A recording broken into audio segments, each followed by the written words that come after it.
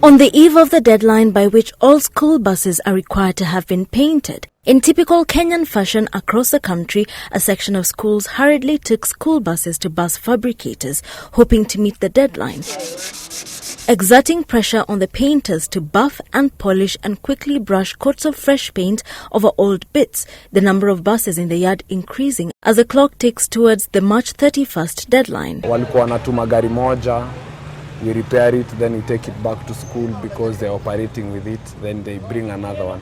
But during this time they are closing school, they have been able to bring all the buses. We have done 90% of our buses. After like a week, all our school buses will be done. It is a state of affairs witnessed in counties across the country. In Kisumu, at a school function, in the midst of several yellow buses that were yet to comply with the directive issued by the Ministry of Education, stuck out like sore thumbs, a testament to the fact that some institutions of learning had struggled to meet the requirement. But this wasn't the case everywhere. In school garages in different parts of the country, fleets of yellow-painted buses lined up. School officials confirming the struggle schools have had to undergo to comply, especially the cost element. A 62-seater bus, for example, costs anything from 70,000 shillings to slightly over 100,000 shillings to repaint. Kabla tukianza tulikuwa nafanya vizuri, lakini sasa ikawa mashule imeremewa na pesa. Zile mashule ya serikali walisema walipewa pesa na Matiang'i. Kila shule ilipewa basi moja ikapewa 1,100. This auto garage in Thika was forced to bring down its prices to accommodate schools struggling to raise the funds required. Maragi peke yake inafika karibu 30,000.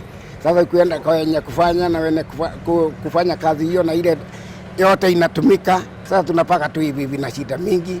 Kila basi at least kama moja ilitoka jana ya mzee mwingine wa Mwingi, ilitubakishia 2,000 peke yake.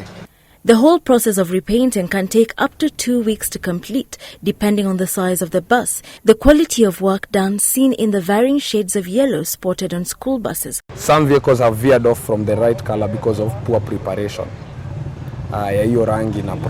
Following the enactment of the 2017 Traffic Amendment Act, then Education Cabinet Secretary Fred Matiang'i ordered that all school vehicles used to transport children be painted yellow by March 31st this year.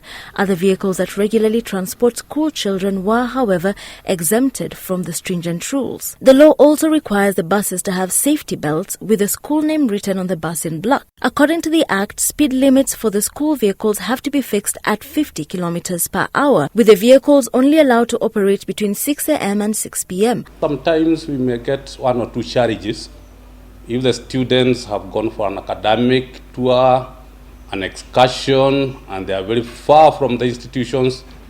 The time factor may be a bit challenging. The school buses are not supposed to be carrying children after 10, and not earlier than 5.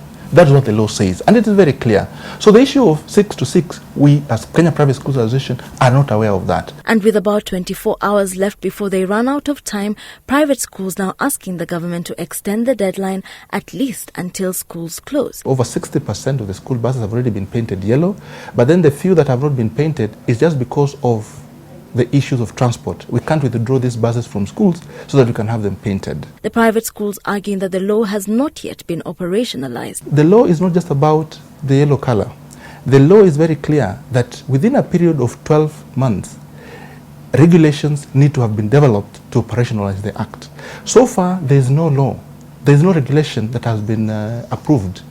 We only have a circular. They remain hopeful that the extension will be granted, but just in case it isn't, garages across the country preparing to burn the midnight oil, ensuring they paint as many buses as they can yellow before they run out of time. Wilkis Anyawo, Citizen Weekend.